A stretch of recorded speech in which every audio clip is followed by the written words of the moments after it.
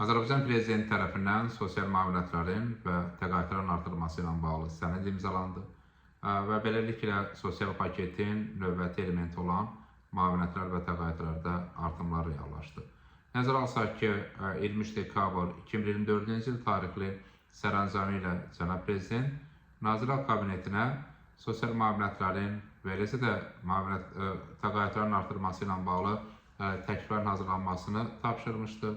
Nazirlər Kabineti tərəfindən həmin təkliflər hazırlanıb təqdim olunduqdan sonra Cənab Prezident tərəfindən məhz sənədin imzalanması həyata keçirildi.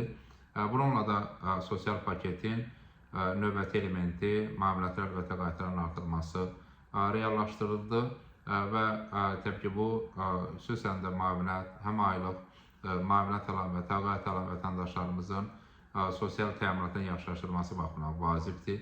Nəzərə alsaq ki, bəzi vətəndaşlarımız, onlar pensiya deyil, sosial müavinətlərdən istifadə edirlər.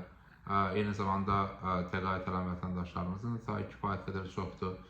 Təbii ki, həmin vətəndaşlarımızın sosial təminatı diqqət mərkəzində olan məsələlərdəndir və 2025-ci ildə 5-ci sosial paket də məhz həm də sosial müavinət və təqaüd alan vətəndaşlarımızı əhatə edirdi.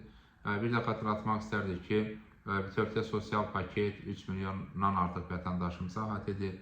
Bu istiqamətdə əlavə olaraq 1,6 milyard manat vəsaitin ayrılması həyata keçiriləcək. Eləcə də 2025-ci ilin dövlət büdcəsindən sosial istiqamətə ayrılan vəsaitin həcmi 17 milyard manata yaxın olacaq. Bu eyni zamanda büdcə xərclərinin 41%-dən çoxu deməkdir.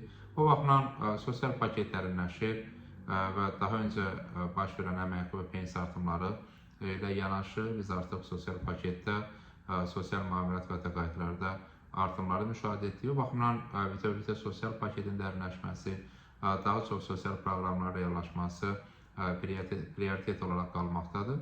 Konkret olaraq hansı sosial müavinət və təqaüdlərdə artımlarla bağlı isə Cənab Prezidentin imzaladığı sənədə uyğun olaraq məhz paylaşımının izahat bölməsində bütün artımlar yazılı şəkildə qeyd olunur və təbii ki, məhz bizim vətəndaşlarımız, izləyicilərimiz həmin bölmə ilə tanış olaraq hansı artımların və kimlərdə neçə faiz artımların həyata keçirilməsi ilə bağlı tanış ola bilərlər. Bütövlükdə təbii ki, sosial paketin dərinləşməsi daha çox vətəndaşımızı əhatə edir və əhatə edəcək və bütövlükdə sosial paket növbəti və eyni zamanda sosial təminat tədbirləri növbəti dövrdə də prioritet olaraq qalacaq və bütün ölkədə həyata keçirilən siyasətin əsas istiqamətlərindən biri olaraq xarakterizə olunur.